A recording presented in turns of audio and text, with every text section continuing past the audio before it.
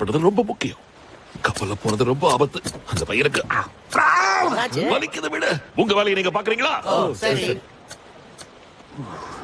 இந்த குறிப்பிட்ட பயணம் உனக்கு ரொம்ப கஷ்டமானதுன்னு எனக்கு தெரியும் ஜான். எனக்கும் அப்படிதான் இருக்கு. உனக்கு தேவைப்பட்டப்ப லில்லிய கூட்டிட்டு வந்தது நான் தான். இப்ப மறுபடியும் உன்னோட இனத்தை சேர்ந்தவங்க உனக்கு தேவை. இறகுகளோ ரோமங்களோ இல்லாத ஒருத்தர் தேவை.